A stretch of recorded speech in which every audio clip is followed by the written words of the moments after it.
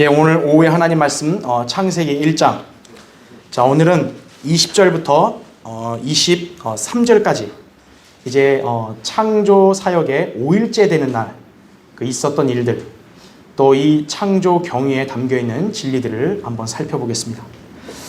자, 우리가 지금 첫째 날부터 넷째 날까지 살펴봤는데, 이제 제가 지난주, 지지난주에도 계속 여러분에게 언급했듯이 그 첫째 날부터 넷째 날까지는 생명 있는 존재가 아직까지 태어난 건 아니에요.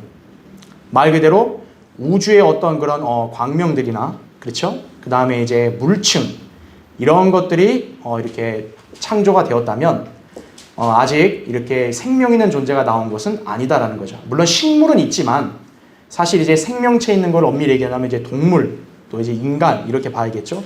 그래서 아직까지는 나오지 않았고, 이제 다섯째 날 돼서야 이제 하나님께서는 먼저 바다 위에 그런 물고기들과 그 다음에 이제 하늘에 있는 그런 조류들, 새들을 창조하시게 됩니다. 예.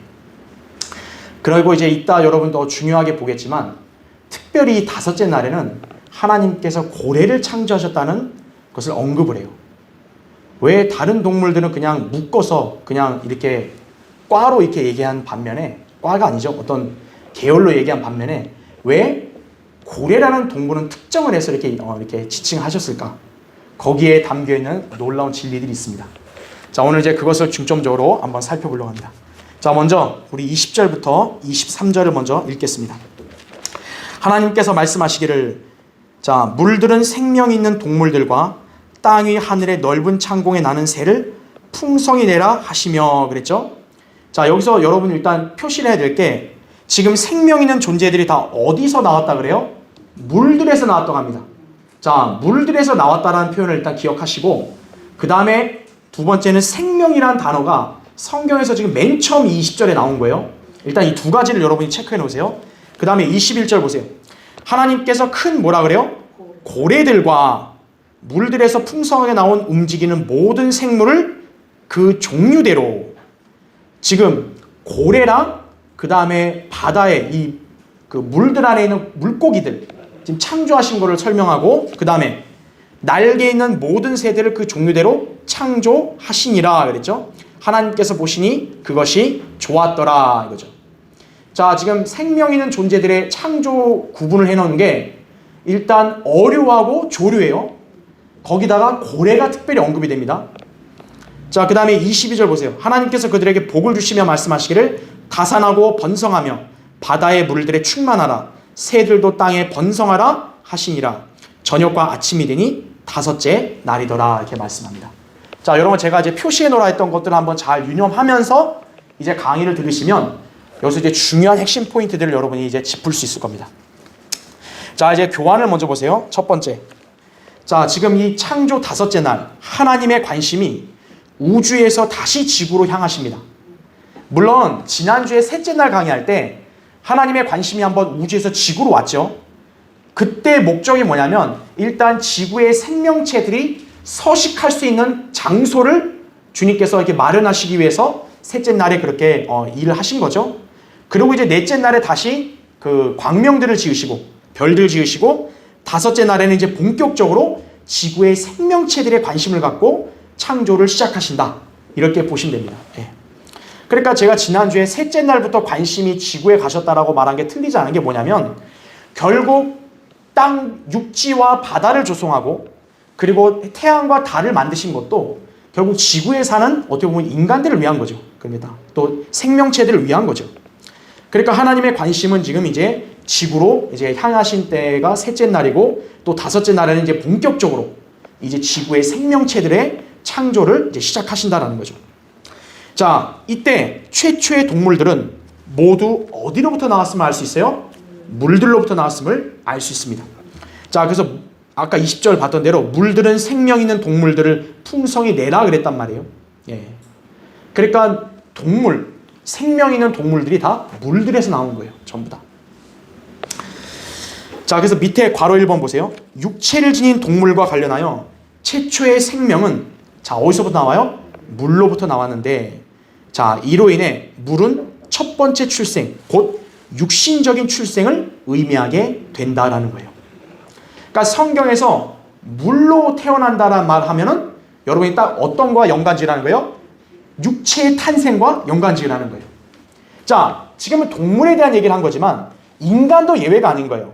인간도 태어날 때 어디서 나오는 거예요? 다 물에서 태어나는 거죠. 어머니의 뱃속인 양수에서 나오는 거죠.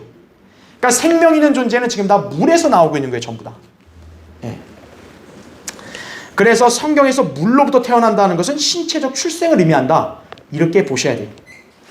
왜 제가 이거를 먼저 강조하냐면 소위 이제 일반 대다수의 교회들이 물만 나오면은 마치 그냥 침례, 세례 이런 거에다 집착하는 병적 증세를 보여요. 그냥 물로만 났다가 하면 와 이거 세례다. 와 이거 침례다. 와 이건 어떤 무슨 침례 의식이다. 뭐 이런 식으로 해석하는 경우가 많다는 거죠. 그러나 거듭남에 대해서 얘기할 때는요. 이렇게 물과는 관계없는 거예요. 물은 육체의 출생을 의미하는 거예요. 그걸 벌써 이 성경의 맨 앞장에서부터 어때요? 그걸 증명해주고 있다라는 거죠. 그러니까 물로 태어났다 해서 그거를 다 세례나 침례로 여기면은 그건 착각한 것이다 이거죠. 잘못된 거다라는 거예요. 자, 바로 2번 보세요. 예수 그리스도께서 니코데모와 대화하실 때 물로 인한 출생은 육체적인 탄생으로 여기셨고 니코데모도 그 점을 바로 이해했다라는 거죠.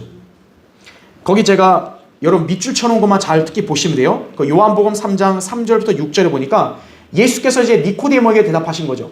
사람이 거듭나지 아니하면 하나님의 나라를 볼 수 없다 그랬잖아요.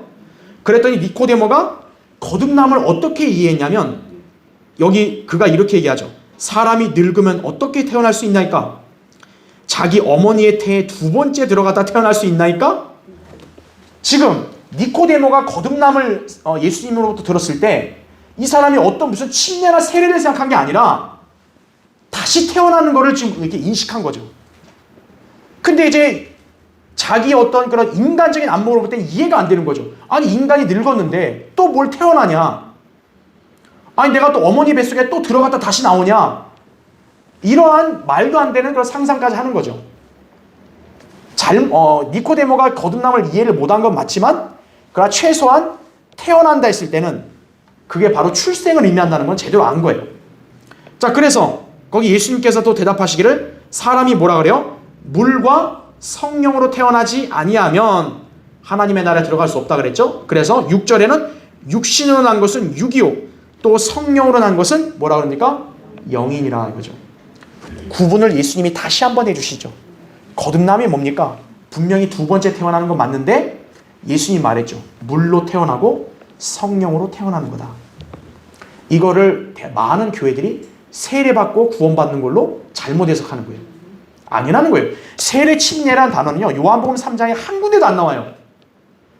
물로 태어난다고 예수님 말씀하신 것은 바로 창세기 1장에서 생명 있는 존재들이 물에서 나왔다는 것을 얘기하는 거예요.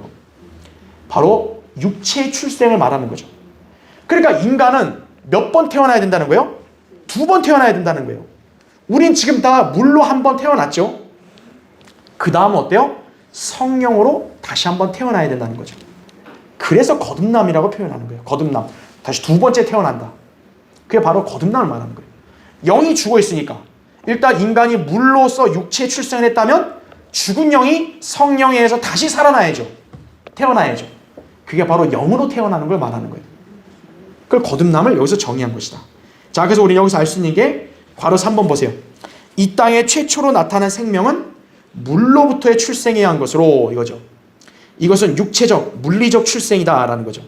이 출생은 거듭나지 못한 죄인들의 천연적인 상태를 보여주며 이들이 거듭나야 함을 보여준다라는 거죠. 예. 자, 그래서 생명이 물들로부터 나왔다. 그러니까 물로 태어난다는 것은 육체의 출생이구나. 여러분 그렇게 이해하시면 되는 거예요. 자, 두 번째 보세요. 자, 생명이란 단어. 성경에서 처음으로 등장한 이 단어가 하필이면 넷째 날 이후에 나와요. 자, 이건 굉장히 의미심장하죠? 자, 왜 그런지 볼게요. 바로 1번. 자, 생명, life라는 이 단어가 넷째 날이 지나고 다섯째 날에 등장했다는 것은 자, 예표적으로 바로 뭘 보여줍니까? 참 생명이신 분, 길이요 진리요 참 생명이신 분이 누구예요? 바로 예수 그리스도죠. 그 예수 그리스도가 바로 넷째 날 다음 다섯 번째 날에 나타나셨다라는 거죠. 하루가 1000년 같다는 세대주의적 계산법에 따르면 구약 4000년이 지난 다음에 참 생명이신 예수 그리스도가 이 세상에 나타나신 거죠. 바로 그것을 예표적으로 보여줘야 되니까 생명이라는 단어가 다섯째 날에 처음으로 제시가 된 거예요. 그래서 우리는 요한일서 5장 12절이나 요한복음 3장 36절에 보면 예수 그리스도 안에 바로 생명이 있다는 말씀을 우리가 이렇게 볼 수 있는 거죠. 그래서 하나님의 선물은 예수 그리스도 우리 주로 말미암은 영원한 생명이라는 거죠. 그분이 참 생명이니까 그분을 영접한 그리스도인은 영생을 지닌 거예요. 그걸 우리가 여기서 또 배울 수 있는 것이죠. 그래서 예수 그리스도가 7000년 인류 역사 속에서 네 번째 천년이 끝나고 다섯 번째 천년이 시작될 무렵에 나타나셨다는 거죠. 그러니까 인간이 거듭나서 진정한 생명을 지닐 수 있었던 때는 바로 언제예요? 4000년이 지난 바로 그 다음 해부터 가능했다라는 거예요. 그러니까 예수 그리스도 없이는 인간이 거듭날 수 없는 거예요. 거듭나지 않았으면 그 사람 안엔 진정한 생명이 없는 거예요. 아직까지는. 그 다음은 괄호 2번 보세요. 예수 그리스도가 그러면 이 땅에 오신 목적이 뭡니까? 우리 죄인들을 위해서 죽으시려고 오셨죠.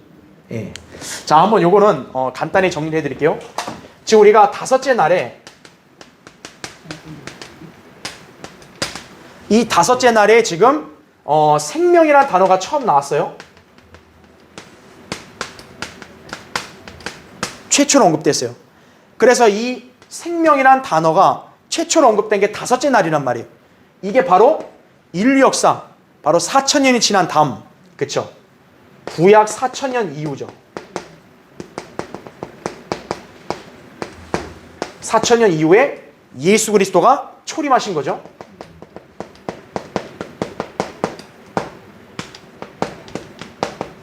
그러면 예수님이 초림하신 이유가 뭐예요? 죄인들을 대속하려고 죽으시러 오신 거 아니에요?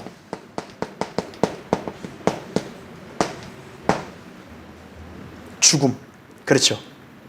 근데 예수 그리스도가 죽으시는 것, 초림 때 죽으시러 오는 것이 다섯째 날과 또 연관을 지킨 이유가 뭐냐?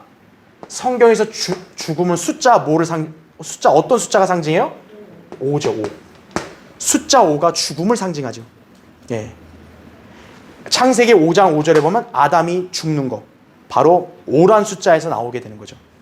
그러니까 다섯째 날에 생명이 나타나셨다 이거죠. 예수 그리스도가 나타나신 거고, 그리고 다섯이란 숫자가 죽음을 또 상징하니까 생명이신 분이 직접 생명을 내어놓으시고 죽음을 통과하신 거죠. 우리 죄인들을 위해서.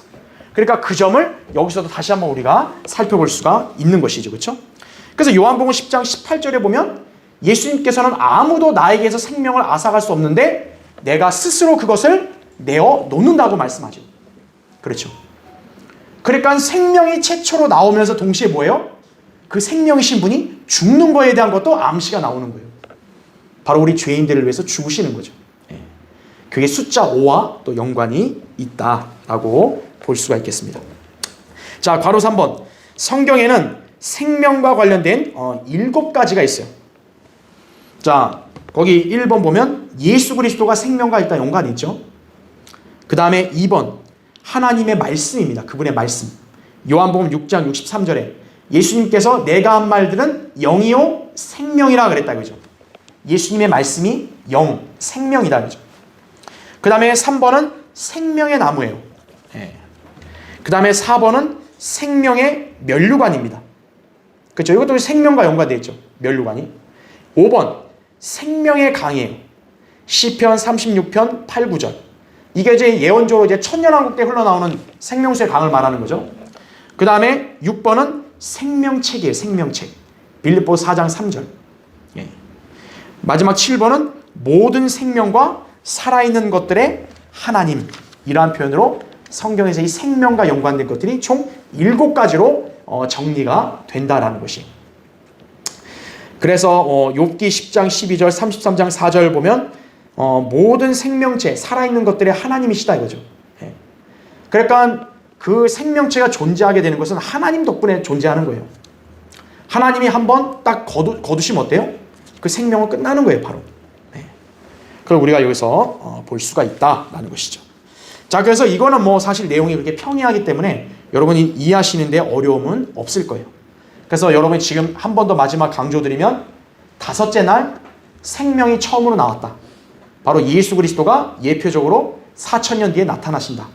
그리고 생명은, 육체의 생명은 바로 물에서 나온다는 거죠. 그것을 여기서 우리가 알려주고 있습니다. 자, 밑에 이제 교환의 세 번째 보세요. 하나님께서는 지구상의 물들에서 큰 고래들을 포함하여 물고기들, 첫째 하늘의 넓은 창공에 날아다니는 모든 새들을, 자, 어떻게 했대요? 또 종류대로 창조하셨다라고 했습니다. 종류대로. 그러니까 하나님이 그냥 하나만 창조하고 끝낸 게 아니에요. 종류대로 다 창조하신 거예요. 여러분, 새들만 해도 종류가 얼마나 많아요? 다 종류대로 지으셨다는 거죠. 여러분, 바다의 물고기들 종류 얼마나 되는지 아세요? 거의 불가능하죠. 하나님은 그걸 종류대로 다 지으셨다는 거죠. 그것도 하루 만에. 그렇죠? 밑에 보세요. 괄호 1번. 성경에서 종류대로라는 표현이요, 창세기에서만 8구절에서 총 18번이 등장을 합니다. 종류대로. 그러니까 제가 지난주에도 얘기했잖아요. 왜 종류대로란 말이 중요하냐면 하나님은 혼합, 섞는 것을 원하지 않으시는 거예요. 딱 철저하게 분리, 구분을 하시는 분인 거예요. 예.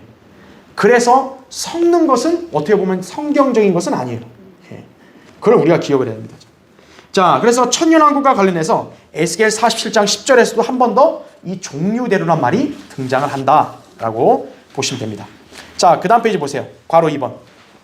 자, 그럼 여기 종류대로라는 표현에서 종류, 영어로 kind인데 이것은 species라고 하는 이 종을 말하는 게 아니라 family, 과를 말하는 게 과. 그러니까 하나님이 종류대로라 지었을 때는 어떤 과, 이러한 유형의 동물들로 묶어서 창조했다라는 거죠.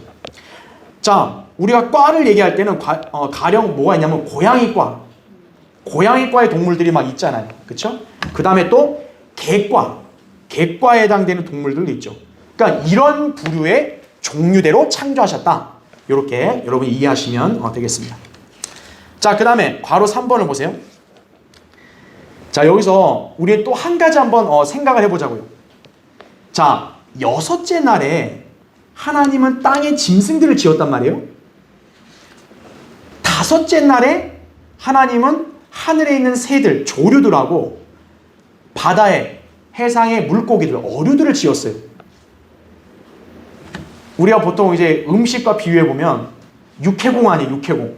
그러니까 육은 6째 날 짓고, 어때요? 해공, 쉽게 말하면 바다의 물고기하고 그 다음에 공중의 새들을 같이 묶어서 창조했죠. 자, 우린 이걸 통해서 또 하나 놀라운 것들을 발견해요. 괄호 3번 보세요. 물고기들과 새들은요, 같은 날에 창조가 됩니다. 그러니까 실제로 둘 사이에는요, 몇 가지 공통점이 있어요. 어류랑 조류가 공통점이 있어요. 1번 보면 둘 다 새끼를 낳는 게 아니라 어때요? 알을 낳지요. 산란을 합니다. 이 어류랑 조류는. 근데 제가 괄호 쳐놓고 뭐라 그랬어요? 거기 교환해 보니까 고래는 예외예요. 고래는 새끼를 낳잖아요. 그러니까 과학자들은 어때요? 고래를 포유류로 얘기한단 말이에요. 근데 하나님께서는 포유류는 6째 날에 창조하셨어요. 고래만 유독 5째 날에 창조하신 거예요. 왜 그럴까요? 하나님은 인간의 그 기준을 따라가시는 분이 아니에요. 고래가 포유류니까 잘못됐다 이게 아니에요. 고래는 하나님께서 물고기와 같이 구분하신 거예요. 묶으신 거예요. 과학의 상식으로 볼 때는 고래는 새끼를 낳잖아요. 포유류 아니에요. 근데 하나님은 어류랑 묶은 거예요. 그 이유가 있다 설명을 드릴 거예요. 자, 그래서 일단 그렇게 아시고 2번, 새끼에게 젖을 먹여 기르지 않아요. 그러니까 고래는 예외예요. 고래는 새끼에게 젖을 먹여요. 3번, 어류나 조류는 매년 수천 마일씩 이동하는 습관이 있어요. 여러분, 새나 고기도 못해요. 한 군데 정착 안 하죠. 계속 이동한단 말이에요. 매년.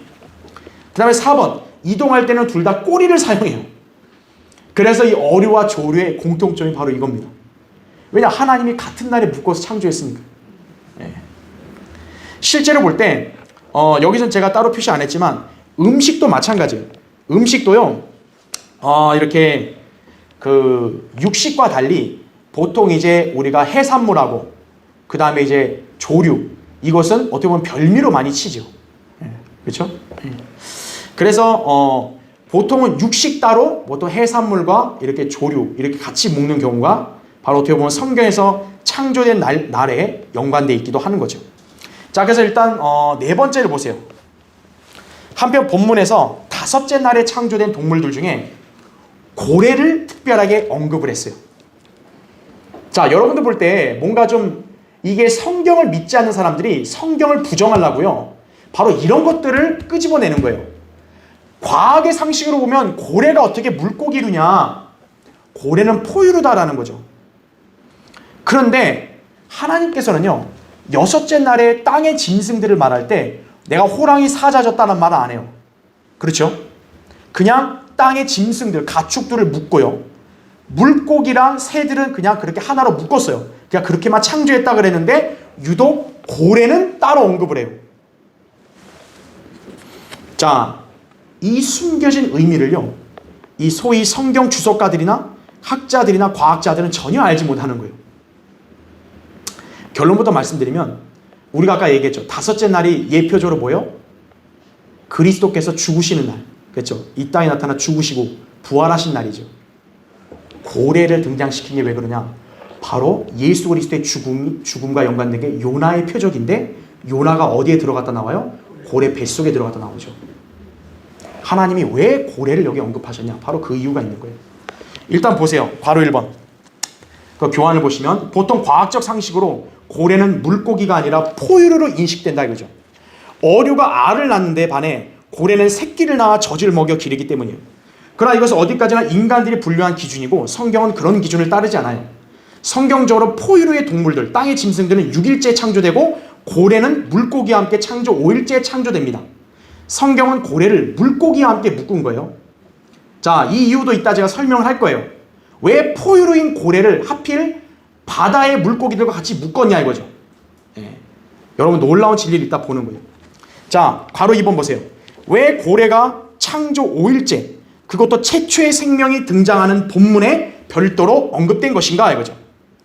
이것은 우리가 생명이신 예수 그리스도와 연관하여 생각해보면 그 답을 알 수 있다라는 거죠. 다섯째 날에 창조된 것으로 묘사되는 고래는 경륜적으로 중요한 계시를 담는 거예요.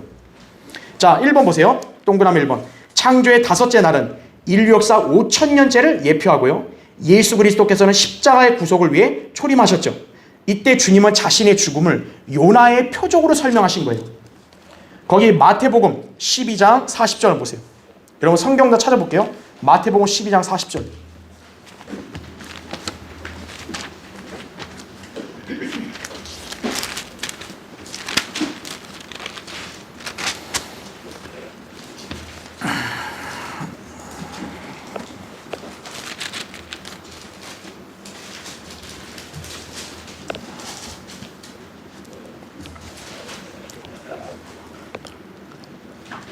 자, 마태복음 12장 40절 보면 요나가 사흘낮과 사흘밤을 고래 뱃속에 있었듯이 인자도 그처럼 사흘낮과 사흘밤을 땅의 심장 속에 있을 것이라 이렇게 말씀합니다.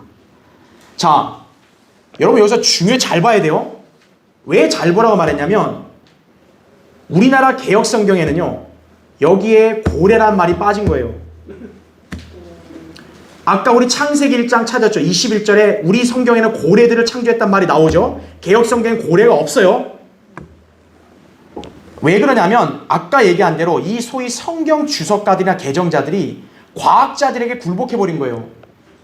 어떻게 고래가 물고기랑 분류가 되냐 이거죠.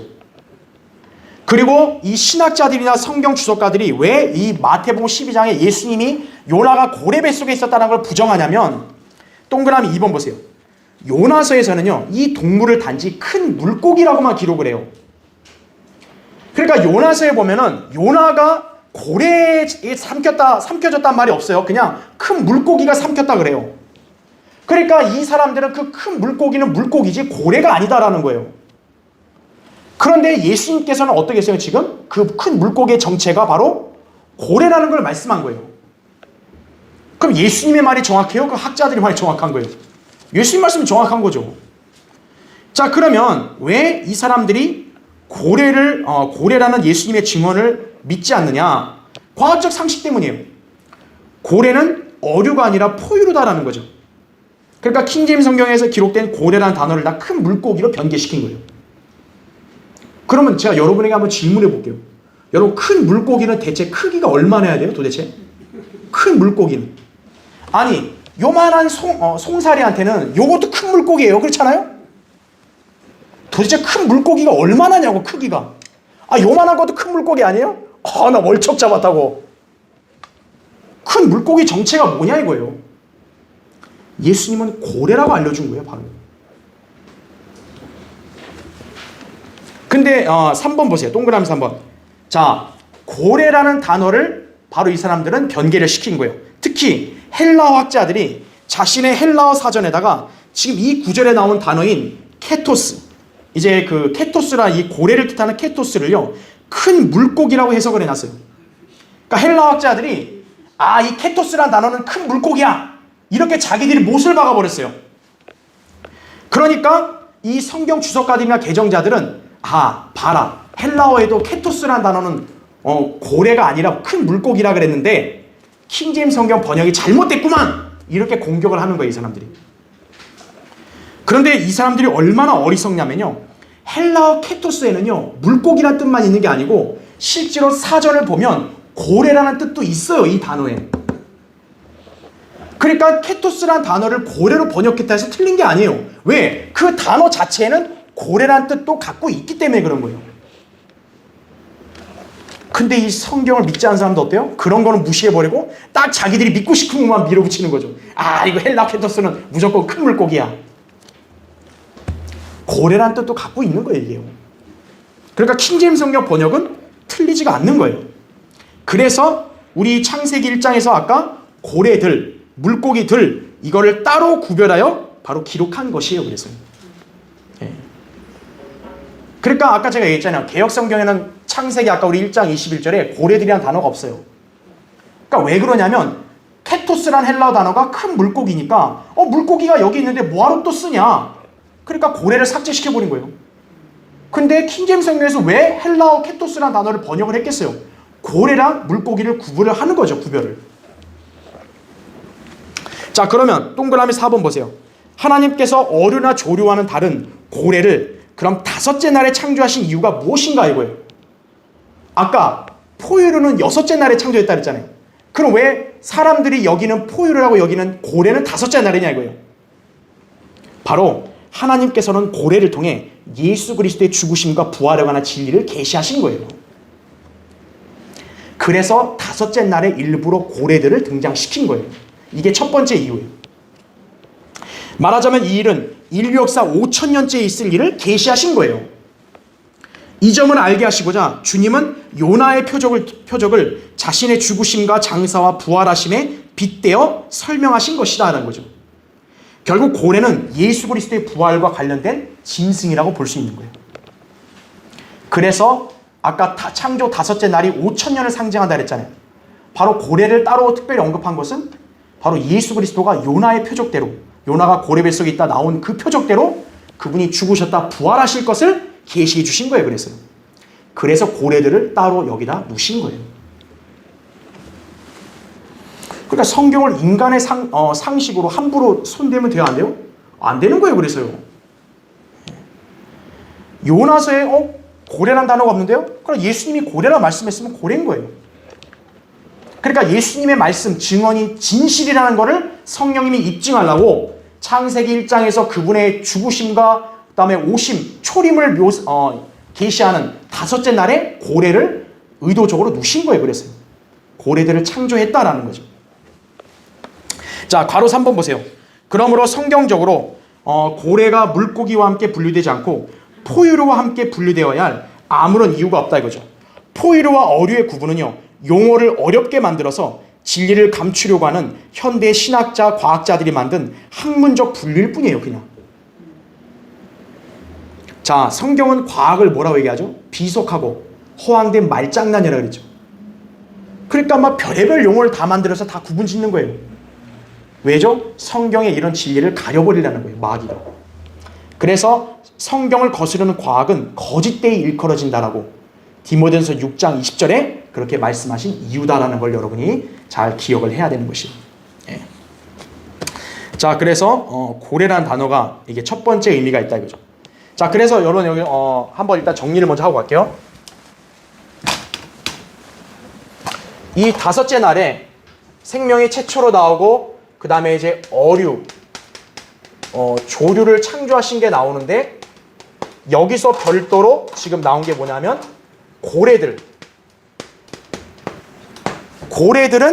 사람들이 얘기하는 포유류인데 왜 이게 다섯째 날이냐 창조했잖아요. 성경적으로 고래들을 지금 어류랑 묶은 거예요. 그런데 단순한 일반 물고기가 아니기 때문에 고래를 따로 구분시킨 거예요. 여러분 일단 그 이유를 아셔야 돼요. 만약 고래를 하나님이 그냥 어류라 여기했으면 굳이 여기다 고래를 넣을 필요 없죠. 그냥 물고기 창조 그렇게 끝내면 되는데 하나님은 고래들을 얘기할 때는 어류랑 묶었지만 어류랑은 좀 구별을 시킨 거예요. 고래들을 따로 쓴 거예요. 왜 그러냐? 아까 얘기했던 대로 첫 번째가 예수 그리스도의 죽으심, 그 다음에 부활, 이거와 연관되어 있기 때문이에요. 바로 이게 뭐냐면 소위 우리가 아는 요나의 표적이죠.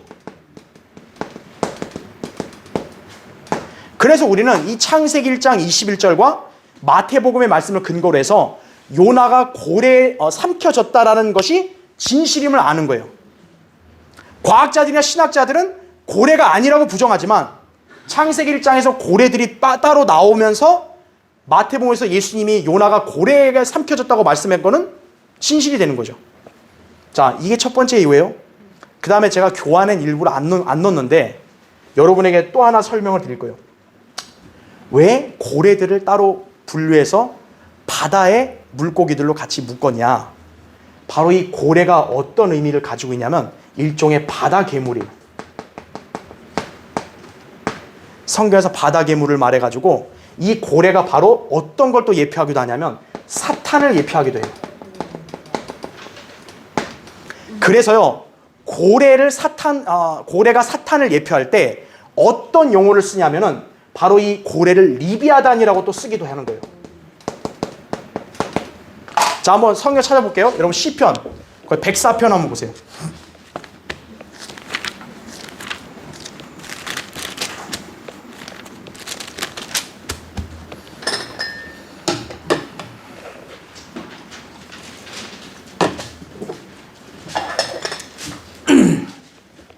시편 104편 26절 한번 보세요.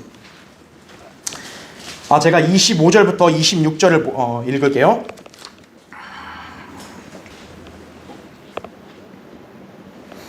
자, 시편 104편 25절 26절. 자, 이 크고 넓은 바다가 그러하며. 자, 이제 하나님이 하신 일을 찬양하는데요. 보세요.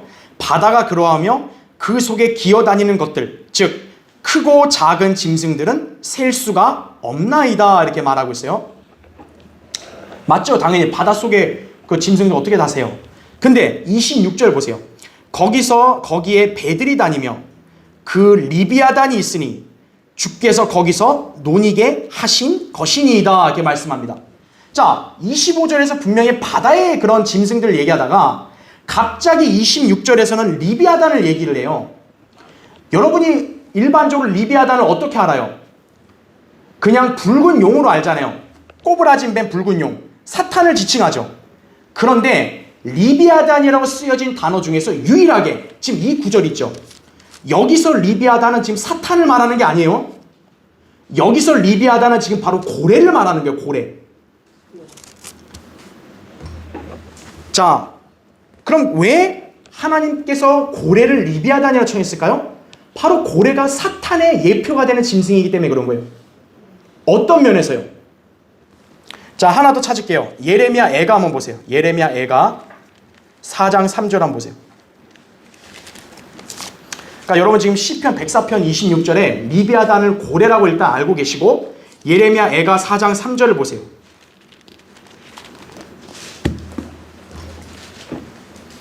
예레미야 애가 4장 3절. 자, 거기에는 또 굉장히 특이한 표현이 나와요.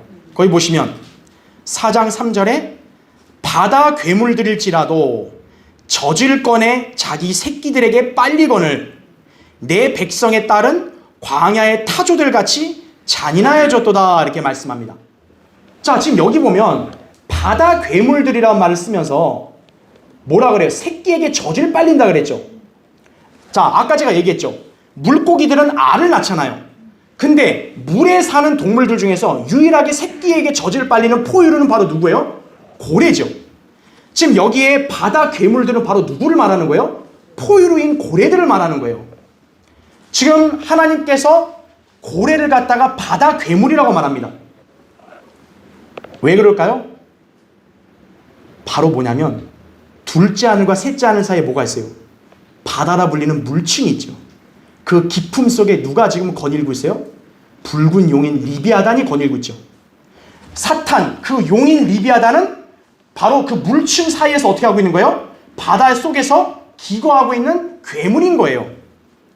바로 그 점을 예표로 알려주시기 위해서 하나님께서는 바로 이 포유류 동물인 고래, 이 고래를 바다 괴물로 지칭하면서 그 바다에 있는 다른 물고기들과 구분해서 짓고 이 고래를 갖다가 바다 괴물로 리비아단이라고 지칭한 이유가 바로 그거예요. 그래서 왜 고래를 갖다가 하나님께서 별도로 일반 물고기와 구분시켰냐면 바로 그 물층, 거대한 기품에 지금 논일고 있는 바로 붉은 용인 사탄을 예표하기 위해서 바로 이 고래를 별도로 주님께 따로 구분하신 거예요. 그러니까 고래는 일반 물고기들과는 다르다라는 거죠. 그러니까 고래는 바다 괴물이다 라고 성경에서 말씀한 게 뭐냐면 바로 그 둘째 하늘 셋째 하늘 사이에 물층이 바로 바다잖아요. 거기에 거닐고 있는 괴물이 바로 누구예요 지금? 붉은 용인 리비아단, 사탄이라는 거죠. 그래서 그 고래를 리비아단으로 아까 시편 104편에서 지칭했던 이유가 바로 그거예요.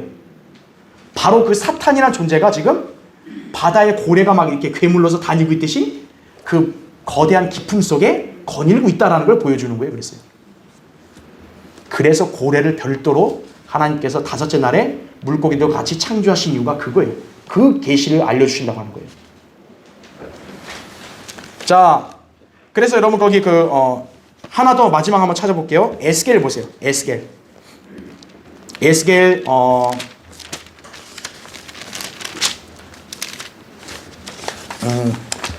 그 32장 한번 보세요.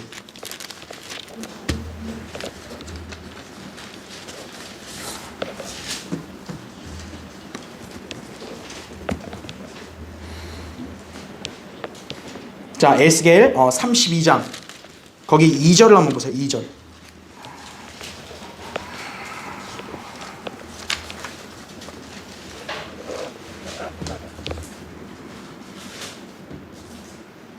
자, 에스겔 32장 2절을 보면 인자야 이집트 왕 파라오를 위하여 애가를 지어 그에게 말하라.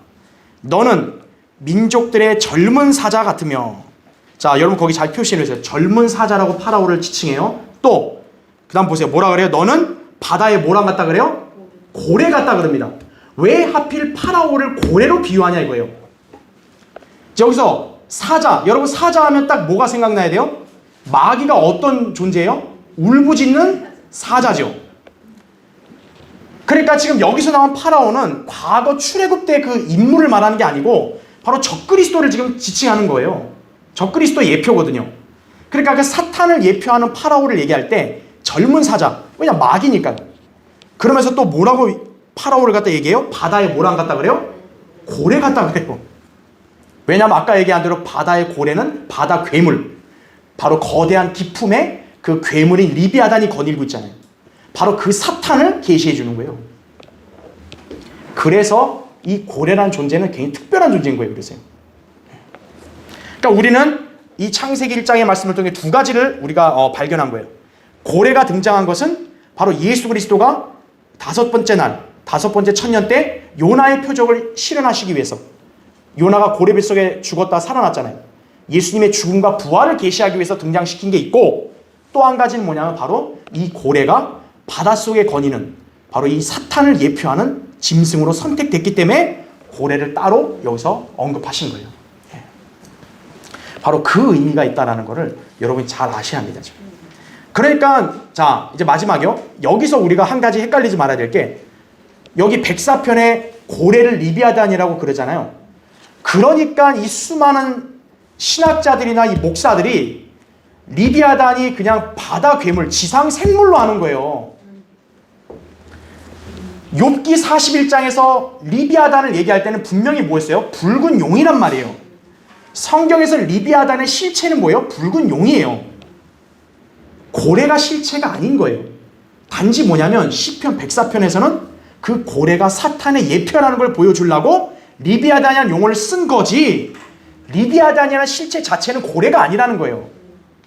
붉은 용이라는 거예요, 바로. 그러니까 여러분은 그걸 헷갈리시면 안 돼요. 그러니까 다른 데서 리비아단 하면 붉은 용, 마귀를 말하는 거고, 아까 읽었던 시편 104편에서의 리비아단은 고래를 말하는 거다 이거죠. 그러니까 고래를 리비아단으로 지칭한 거는 그 고래가 바다 괴물로서 바로 깊은 물층에 있는 사탄을 예표하기 때문에 고래를 지칭하신 거다. 그렇게 여러분 보시면 되는 거예요. 자, 그래서 여러분 이제 그런 것들을 잘 기억해야 됩니다. 그래서 개역성경에는요, 이 고래란 말이 빠진 거예요. 그러니까 이런 진리를 모르니까, 하나님이 왜 다섯째 날에 고래를 따로 언급한 이유를 모르니까 그냥 어줍지 않은 그런 헬라어 단어나 붙들다가 그냥 진리를 가려버린 것이에요. 자, 뭐 이건 참고로 한번 여러분이 소개하면, 고래의 종류가요 굉장히 다양해요. 그 종류가 무려 79종이나 된다 그래요. 수염고래는 몸집이 가장 크다고 알려져 있어요. 대왕고래는 길이가 30m, 무게가 한 200톤 정도가 되고요. 하루에 새우를 300만 마리를 먹는다 그래요, 대왕고래가. 그 다음에 범고래는 이빨고래라고 부르는데 뇌가 커요. 향유고래는 수심 500m까지 내려가서요, 다른 고래들이 대개 45분간 잠수하는 데 반해서 향유고래는 무려 90분간 잠수가 가능하고 하루에 1톤의 오징어를 먹는다 그래요. 굉장히 많이 먹죠. 그 다음에 북극해에서 서식하는 또 하나의 고래는 백경고래, 흰고래인데요, 노래를 잘해가지고 바다의 카나리아로 불려요. 그래서 이 백경고래랑 또 북극해에는 일각고래가 있거든요. 둘의 특징이 뭐냐면 머리를 이렇게 흔든다 그래요, 고래. 그러니까 이게 고래가 일반 물고기랑은 다른 거예요. 그런 지능이 아니라 뭔가 고래는 그 물고기들과 좀 다른 존재인 거예요. 그러니까 하나님이 왜 그런 고래를 지었냐 이거죠. 그죠? 뭔가 굉장히 성경적 의미가 있다는 걸 우리 본 거죠. 자, 노래를 잘하기로는 머리고래를 들 수 있어요. 바다의 휘파람꾼으로 불리는 머리고래는요, 하루 몇 시간씩 일정한 리듬을 보낸다 그래요. 이렇게. 하루에 크릴새우를요 2톤이나 잡아먹는다 그러죠. 그 다음에 향유고래는 먹이가 풍부한 온대성 해류인 뉴질랜드로 간다 그래요. 1,000마리의 무리를 지어서 같이 다닌다 그래요. 예. 그들은 1시간 잠수하기 위해서 10분간 수면에서 심호흡을 한다 그래요. 예. 자, 그래서요, 이런 고래들의 종류가 굉장히 많은데요, 세계에서요 고래를 가장 잔인하게 잡는 민족이 누군지 아세요? 일본 사람들이라는 거죠. 그렇죠. 그들은 국제해양기구의 고래잡이 금지 규정을 가장 잘 지키지 않는 그런 민족이에요, 사실 어떻게 보면. 그러니까 우리가 기억해야 될 게요, 이 고래하고 그 다음에 리비아단, 제가 이걸 왜 자꾸 말씀드리냐면, 이러한 사탄을 예표하는 그런 진리를 우리가 배우는 것도 있고, 또 이 리비아단의 실체를 고래로 갖다 붙이면 안 된다는 거예요. 예표는 예표일 뿐 실체는 따로 있는 거죠. 리비아단은 분명 성경에서 붉은 용, 꼬부라진 뱀이라고 말씀을 해요. 그러니까 그렇게 알아야 되는데 다른 일반 교회들은 어떻게 된 거예요? 그것도 구분 못하니까 리비아단을 몰라요. 그냥 악어나 아니면 그냥 하마나 그냥 고래로 아는 거예요. 굉장히 성경이 무지한 것을 우리가 볼 수 있는 것이죠. 그렇죠? 예. 자, 그래서요, 고래 종류가 굉장히 많아요. 여러분, 그 잠수함이 사실 어떻게 만드냐면 고래의 모양을 본떠서 만듭니다. 잠수함이요. 예. 그러니까 고래는 참 특이한 동물이에요. 특이한 바다 동물인 거죠. 그렇죠? 이 진화란 자들이 얼마나 멍청하냐면, 고래가 수달이 진화돼서 고래가 됐다는 거예요. 정말 웃기는 소리 하고 있는 거죠. 그렇죠? 예. 아주 웃기는 소리를 하고 있는 것이에요. 자, 이제 여러분 마지막 교환 보십시오. 그래서 여러분 왜 다섯째 날에 하필 하나님께서 고래를 따로 언급하셨냐, 그 진리를 여러분이 여기서 딱 짚고 가야 됩니다. 자, 이제 밑에 5번을 보세요. 교환에. 자, 생선. 자, 인류에게 일단 생명 있는 인류가 먹을 수 있는 그러한 동물들 중에 먼저 나온 게 바로 어떻게 보면 생선과 조류죠. 생선은 인류에게 기본적인 동물성 음식이에요.